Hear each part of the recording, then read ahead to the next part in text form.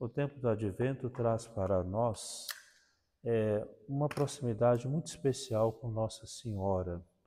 Por isso que no tempo do Advento temos que nos aproximar especialmente dela. Logicamente que a gente sabe que durante todo o tempo da nossa caminhada de fé nós estamos próximos de Maria. Mas mais do que nunca, nesse tempo a gente se aproxima para entender o significado da esperança. E a gente tem que entender a esperança do jeito que Maria viveu, de forma maternal, na espera, no cuidado. E vemos então que com Maria a gente aprende esse caminho tão precioso de esperar o Senhor. Depois, o advento, um pouco que a atual liturgia, às vezes não vive tão intensamente como em outros tempos, mas também temos essas missas que podem ser rezadas, chamadas missa orate. Orate porque é assim que começa em latim, aquela antífona que a gente até canta muito, né? Orvalhem dos céus, as nuvens chovam a justiça. E essas missas são dedicadas a Maria Santíssima. Elas podem ser rezadas até o dia 17, quando então a igreja muda a liturgia mais uma vez, porque já estamos muito próximos do Natal do Senhor. Assim então, a nossa mãe nos ajuda muito nessa caminhada, né? Daqui a alguns dias também, nós vamos lembrar das chamadas têmporas do Advento. As têmporas na igreja, toda vez que muda, aproxima-se a mudança do tempo, né? Nós estamos agora no outono, entraremos no verão, então, nós estamos na primavera e entraremos no verão, então aí a igreja chama isso de têmporas. E as têmporas são 3 dias, né? Normalmente é quarta, sexta e sábado. Nesses dias a gente faz jejum, penitência, orações e soltamos exatamente a quinta-feira, porque é o dia que o Senhor instituiu a Eucaristia. Nesse dia não se faz jejum, não se faz nenhum tipo de penitência, porque é um dia da instituição da Santíssima Eucaristia. Então, neste ano também vamos nos dedicar 17, 19 e 20 de dezembro a celebrarmos as têmporas do Natal, preparando o Natal do Senhor. Hoje, quando ouvimos a palavra de Deus, nós vamos encontrar no livro de Isaías, capítulo 30, 19 e 26. Isaías anuncia: o Senhor comoverá a voz o teu clamor. Então Deus ouvirá a voz, o chamado dos seus filhos. Então esse tempo do Advento é também o tempo da visitação. O Senhor que vem ao encontro do homem, entra na história, cura a ferida e reconstrói vidas. Então o Senhor vem, mas para fazer o quê? Para curar a humanidade ferida. Santo Agostinho diz: ele se inclina para nós e corre ao encontro daquele que o chama. Então o Senhor ouve seus filhos, nos ouve. E ouviremos um trecho muito bonito e também intrigante que aparece nesse trecho de Isaías de hoje. Deus nos dará o pão da angústia e a água da aflição. Isaías 30, 20. Essa expressão usada por Isaías é uma forte expressão do jeito de Deus nos educar, lá no Antigo Testamento. Ele não fala de um castigo que destrói, nem de abandono divino, mas de um modo medicinal que Deus vai educando o nosso coração. Está aqui uma dimensão que talvez a gente se esqueça: Deus nos educa.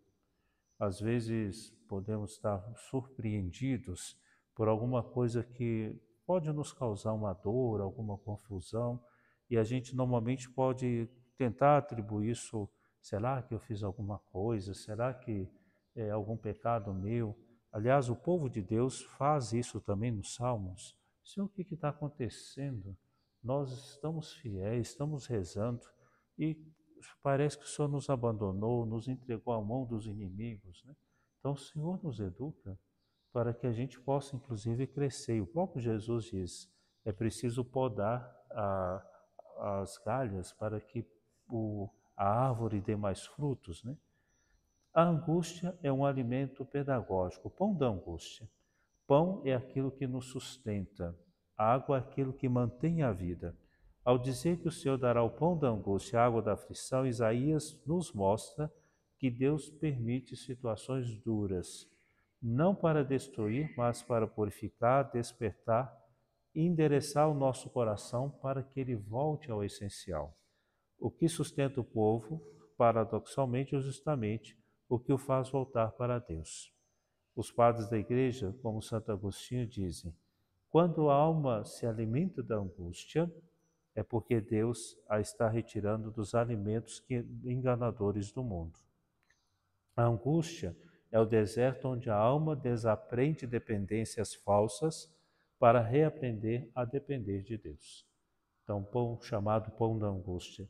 A aflição que prepara a visão e a escuta. Logo depois de falar da angústia, Isaías vai nos dizer: teus olhos poderão ver o Mestre, teus ouvidos ouvirão. Este é o caminho. Ou seja, a dor educa para ver melhor. A aflição depura o ouvido interior. A aprovação abre espaço para a gente ouvir a palavra que é Cristo. Quando tudo nos é tirado, então vemos o que realmente é necessário. Então, não é porque Deus está nos castigando, mas Ele está nos levando para o caminho da sobriedade, da inquietação, para nós o buscarmos com mais força, com mais atenção. E as tristezas de São Gregório Magno são o colírio com que Deus limpa os olhos do coração. Então, essa ação de Deus nos ajuda a ver melhor. Não é o fim do caminho, mas o lugar onde reencontramos com o Senhor. Somos então assim, nas dificuldades da vida, a colocar o coração naquilo que é mais importante, que é o próprio Senhor. Não temer, porque às vezes a gente acha tudo como se fosse Deus abandonou, Deus não me quer mais, por que o Senhor está fazendo isso comigo? Aliás, diante de toda e qualquer dor e aflição, a pergunta que devemos fazer não é por quê, mas o que devo fazer. Se a gente está diante de uma tristeza, de alguma coisa que nos inquieta, Senhor, o que devo fazer? Se alguém morreu, alguém que amamos e faz falta a nós, né? A pergunta não é por que o Senhor fez isso, mas o que devo fazer? E é disso que Jesus, depois da ressurreição, veio ensinar os discípulos. Não veio dizer, eu não vim aqui explicar por que eu morri. Ele veio dizer aos discípulos, depois na ressurreição, o que eles deviam fazer. Ide pelo mundo, proclamar o evangelho. Olha, vai lá de novo, Pedro, apacenta minhas ovelhas. Percebam que Jesus está sempre dizendo o que deve ser feito. Ele não veio dizer, olha, por que não? Aliás, não nos interessa, né? Então, quando a gente estiver com tristezas, quando a gente estiver, Senhor, o que devo fazer? O que devo fazer? Aí a gente vai encontrando respostas na vontade de Deus. O mestre que não se afasta mais. Isaías vai dizer na primeira leitura, o teu mestre não afastará mais de ti. Ou seja, a experiência da angústia leva em conta o mestre que permanecia ignorado. Na vida cotidiana, quando as coisas ficam muito tranquilas, a gente pode cair no esquecimento de Deus, porque está tudo bom. Então a gente meio que Deus está ali no seu canto, né? Fica meio abandonado, né? No silêncio das perdas, torna-se capaz de perceber a presença de Deus. O tempo do advento é tempo de descobrir que Deus parecia ausente, mas está preparando o nosso coração para que possamos vê-lo. Então, não se esqueçam disso, né? Porque como no tempo do advento coincide com um tempo bom, né? Outro dia eu perguntei para uma pessoa e ela disse, não, parece-me que está tendo muitas confraternizações de final de ano, né? Então deu uma sumida, né? E é isso mesmo, né? A gente tem tanta coisa boa acontecendo, reúne família, reúne amigos, pessoas que trabalham, pessoas que estão conosco. Aí o tempo do advento perde esse aspecto importante da sobriedade e da penitência, do jejum. Não é que não vamos fazer, mas que a gente possa não esquecer, né? Portanto, Isaías ainda vai dizer, a dor que gera abundância. Depois da angústia, Isaías descreve: haverá chuvas, pastagens amplas, luz multiplicada, feridas curadas. A angústia não é o destino, mas é a gestação. Prepara a luz, a cura e a restauração. Quando a gente reza na Salve Rainha, né, neste vale de lágrimas, é a descrição do que aqui apresenta para nós Isaías. Estamos num vale de lágrimas, mas chegará o tempo das delícias dentro do coração de Deus, né? Depois, o mês que não se afasta mais, o rosto que você mostra, vai aparecer no Evangelho de hoje. No Evangelho de hoje, Jesus está percorrendo todas as cidades e curando todas as doenças. Jesus realiza aquilo que está depois dito nos Atos Apóstolos. Jesus passa fazendo o bem. Então Jesus está ali, vão trazendo as pessoas e Jesus vai curando, vai cuidando das pessoas. É como o médico entre os enfermos. Cristo caminha levando cura, ou seja, curando feridas. Isso é muito importante. A nossa fé, ela não é uma interiorização, é também um encontro com o Senhor, mas é também nossa presença no mundo como Cristo, que cura as feridas, que salva as pessoas, né? E Jesus repentinamente vai dizer: vejam, são como ovelhas sem pastor. Vendo as multidões, compadeceu-se delas. O olhar de Jesus lê o coração humano, cansaço, dispersão, feridas profundas. Jesus não julga aquelas pessoas, mas tem compaixão por elas. Algumas vezes, né, conversando com jovens padres, né, que são como filhos espirituais, né, que estavam em tempo de angústias e dificuldades, eu sempre dizia a eles: em nenhum momento Cristo olhou para dentro da cruz, mas sempre olhou para fora. E é isso que a gente tem que aprender. Jesus na cruz, ele não passou por a murmuração, né? Veja o que fizeram comigo, esse sangue está me atrapalhando a minha visão, está doendo demais. Olha, veja aí o que vocês podem fazer, ou me mata logo, né? Pelo amor do meu Pai, né? Nada disso, né? Jesus olha para fora da cruz insistentemente: Pai, perdoa-lhes, não sabem o que faz, hoje mesmo estarás comigo no paraíso. Olha para a mãe, olha para o seu discípulo amado, sempre para fora da cruz, né? E depois olha para fora e para o alto: Pai, em tuas mãos entrego o meu espírito. Cuidemos, né? Porque a murmuração, reclamar, retira a beleza do bem que a gente pode fazer. Imagine se Cristo estivesse na cruz reclamando, né? Hoje nós seríamos cristãos derrotados, né? Jesus morreu na cruz, alguém falou assim, mas ele ficou reclamando lá. Ele não fez isso, né? E aqui está o poder e a autoridade de Deus, né? A firmeza no amor. Então, Jesus, naquele momento, ele olha, mas ao olhar, ele convida que também a gente faça isso. Veja, vendo as multidões, são pessoas que estão assim cansadas, que precisam da nossa misericórdia. Vamos olhar um pouquinho para o mundo, para as pessoas, né? E olhar e se comprometer. Olhar e comprometer. E aí então, Jesus vai também nos ensinar uma coisa. Reza, pedi ao dono da messe, envia operários, porque os operários são poucos. Porque também não podemos cair numa espécie de praxismo, ou mesmo uma espécie de ativismo, né? Ovelha sem pastor, vamos lá, vamos pegar aqui, vamos fazer umas coisas, vamos logo dar um jeito nisso daqui e a gente vai resolver. Não. Vai primeiro rezar, peça ao Senhor que mande operários, né? Porque se a gente for fazer as coisas nós, somente nós, esgota. Esgota porque a gente cansa, esgota porque nós vamos um dia faltar e é preciso que a gente reze para que outros também estejam na missão. Reze para pedir que envie operários, né? E operários, padres, sacerdotes, religiosos, religiosas, pai e mãe de família.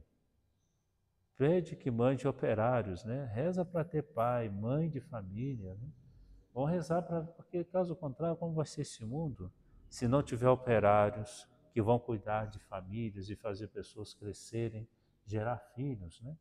Rezemos também para as pessoas profissionais, né? Para que sejam uma presença de Cristo no mundo, né? São Gregório só trabalha na messe que antes repousa no coração do esposo. Só pode trabalhar na messe do Senhor se antes repousar dentro do coração de Deus. Senão também nós seremos só ativistas e não pessoas que laboriosamente vivem o amor e trabalham o amor. O Evangelho diz que o reino dos céus está próximo, né? Jesus apresenta isso, né? E aqui sempre me lembro do velho padre lá da minha paróquia, né? Que quando ele ia encomendar alguém, ele parava diante, o Senhor que te chamou, ele te receba, né? Só que ele mudava o tom, dizia o pessoal assim, era estranho, né? Porque para o Senhor te receba, o Senhor que te chamou, ele te receba, bem dócil, né? E para uns ele encrespava um pouco assim, erguia e dizia, o Senhor que te chamou, que ele te receba, né? Aí o pessoal desconfiava, que essa pessoa aprontou, né? Era um italiano, então ninguém compreendia bem. Então, quando Jesus diz, dizei que o reino está próximo, pode ter esses dois tons, de consolação e de advertência. Dizer a alguém que está triste, olha, o reino de Deus está próximo. Jesus está próximo de você. Vamos lá, coragem, esperança. Né? E a outros a gente tem que dizer, ó, o reino de Deus está próximo. Fique esperto. Você está achando que é assim, você vai tocando sua vida, daqui a pouco passa por aqui Jesus, se você não estiver preparado, já era.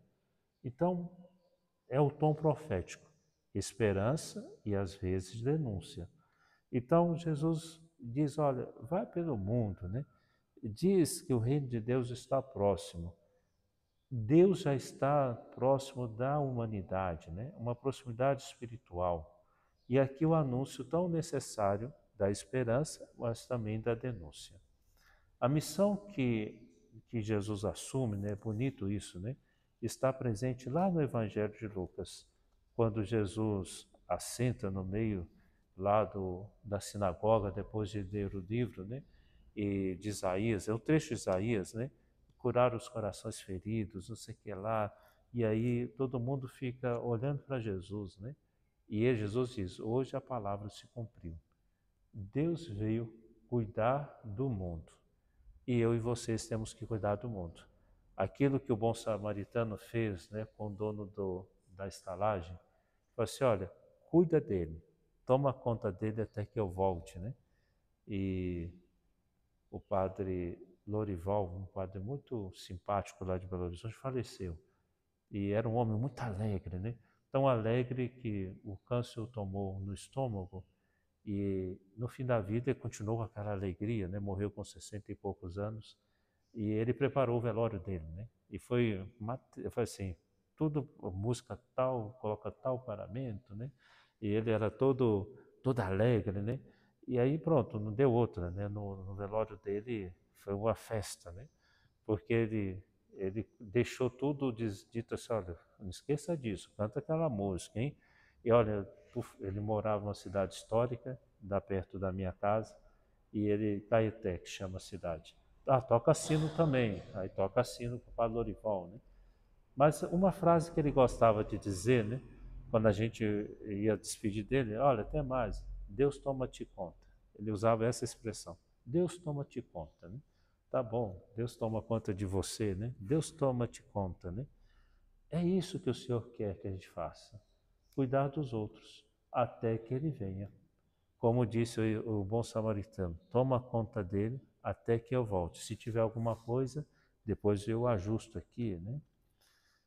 Quais são, então, olhando para a nossa querida mãe, as atitudes que podem nos ajudar a viver? E assim vamos concluindo. Maria é aquela que vive próxima daquele que veio, vem e virá, que é Jesus, né? Então, com Maria, a gente entende isso. O reino de Deus está próximo. E mais do que próximo, dentro do nosso interior. Pela obediência de Maria, se desfaz o nó da desobediência de Eva. No advento, olhar para Maria é aprender a dizer sim. Sim. A gente tem que aprender a dizer sim. O padre Francisco Fausto fez uma meditação, que depois a gente pode tomar um pouco mais de tempo, né? Mas Nossa Senhora tinha uma alma magnânima.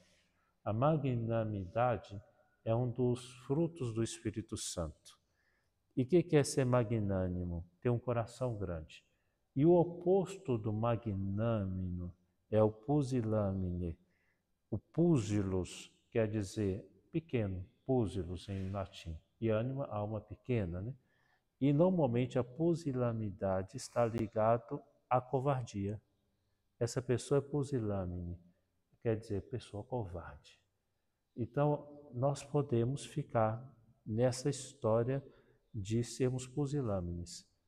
E aí, o padre Francisco Fausto até comentava assim, pegou o evangelho daquela mulher que deu a pobre que colocou 2 moedas no cofre. E Jesus diz, olha que admirável, né? Enquanto os outros davam uma parte, ela deu tudo. Mas aí, Francisco Fausto e os padres da igreja interpretam assim, ela deu 2 moedas, ela poderia ter dado uma e reservado a outra para si. Será que a gente não está dando só uma moeda e a outra a gente guarda? Será que a gente não diz assim, Senhor, toma isso aqui é o que eu posso dar. A outra vai ficar aqui comigo. A mulher depositou 2 moedas, né? Meu arcebispo, Dom Valmor, chegou a Belo Horizonte e depois um dia ele comentando assim, ele é baiano. Custei entender uma coisa da cabeça do mineiro, né? Então o mineiro, você chega para ele e diz assim, será que o senhor pode me ajudar com R$ 500? Aí o mineiro diz, Dom Valmor, está meio apertado, eu posso te ajudar com R$ 50? Pode. O mineiro pensa assim, ele tem 5.000 para dar, mas ele nunca vai te dar os 5.000. E ele fala assim, eu vou dar 50, que fica perdido. Se ele vier pedir uma segunda vez, ainda tem uma margenzinha aqui. A terceira eu vou dizer, olha, estou meio apertado, agora não dá mais não, né? Então não é tão fácil, né? Então, infelizmente, o mineiro também é desconfiado nessas coisas, né? Tanto é que o Banco Real, que depois virou Santander, começou por lá, né? O Banco Nacional. Então a gente é meio... No que temos de simpatia, também temos de segurança, né? Mas a gente pode cair nesse problema das reservas, né? Ou seja, nunca dá a segunda moeda, né? Então, a gente tem que ter cuidado com isso, né? Então, Maria, nesse tempo do advento, nos faz pensar assim, tem alma grande? Não seja pusilânime, não seja covarde, não seja uma pessoa que deixa eu só dar uma moeda e a outra eu guardo comigo. Jesus vai dizer, que mulher admirável, ela deu as 2 moedas. Qual que é a outra moeda que eu não estou dando? Qual que é o pedacinho que a gente chama de reservas, né? Então, isso é muito ruim. Tem gente, infelizmente, a gente faz muitas reservas. Deixa eu só entregar um pouquinho de mim para o meu matrimônio, né? A outra deixa eu ter uma vida que é só minha, né? Nós, padres, podemos fazer isso, né? Deixa eu só entregar a moeda de certas coisas, mas a outra, deixa eu ter uma vida que é só minha, né? Então, enfim. A segunda coisa, Maria é modelo de discípulo que escuta o Senhor, que guarda a palavra, que medita, que deixa conduzir. Maria é o pão da angústia que falamos no início, né? A pedagogia da espera, né? Outro dia dizíamos assim, olha que coisa doida, desculpa dizer assim, mas Deus de fato é louco, né? Os pensamentos do Senhor distam do pensamento dos homens, como o céu dista da terra, distancia da terra, como o nascente está distante do poente. Por quê? Imagina, Deus deveria ter vindo como homem, né? Confusão, veio numa mulher, né? Dentro, escondida, né? E a senhora sabe que mulher gestante é um problema, né? Vai dar alguma coisa errada, pronto, menino, pronto, dá confusão, né? Depois veio como menino, nasceu, graças a Deus nasceu, né? E, olha, isso aí é o Filho de Deus, cuida dele, né? Menino engasga, né? Menina, outro dia, a filha do doutor Vitor, né? Engasgou, quase morreu, né? Menina com um negócio complicado, né? A mãe fica preocupada, o menino sai correndo, chega lá todo esfolado, né? Com as tampas dos dedos tudo solto.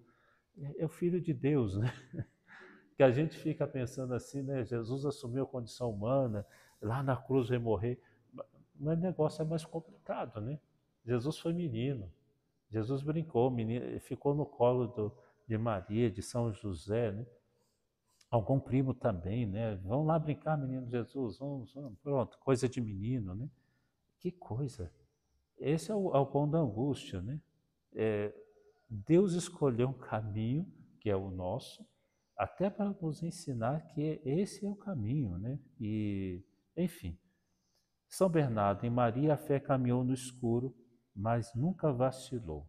Então, assim no advento, a dor que gera abundância. Maria é a compaixão de Cristo, olhar que cura e reúne, como Jesus nos olha para a ovelha sem pastor, né?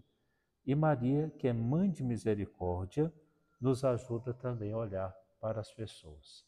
Está aqui uma coisa muito importante no tempo do advento. É tão bonito e saudável que muita gente nesse tempo quer fazer o Natal dos pobres, né?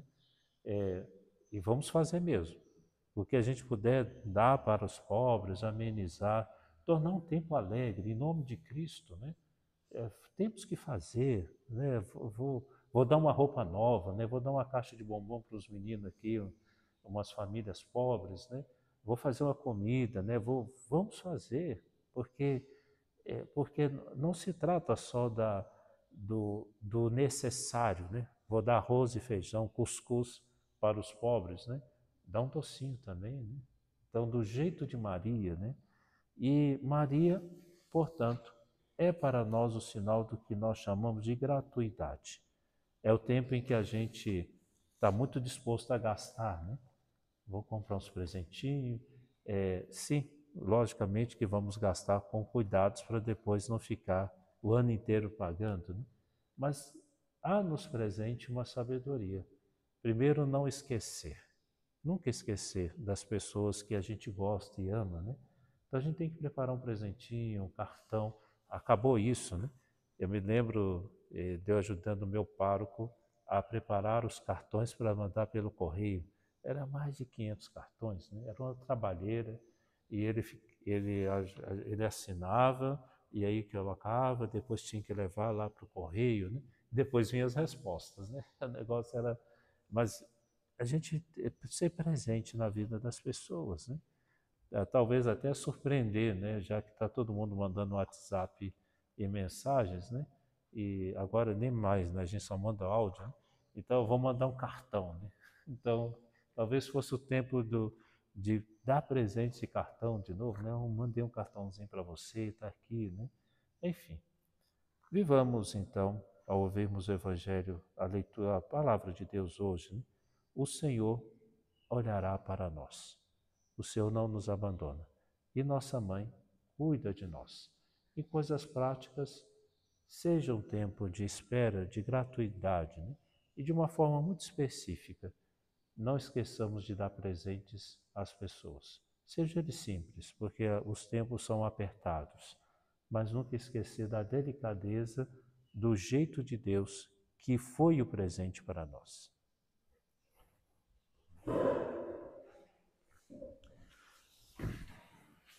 Dou-te graças, meu Deus, pelos bons propósitos, afetos e inspirações que nos comunicasses nesta meditação. Peço ajuda para os pôr em prática. Minha Mãe Imaculada, São José, meu Pai, Senhor, meu anjo da guarda, intercedei por mim. Amém.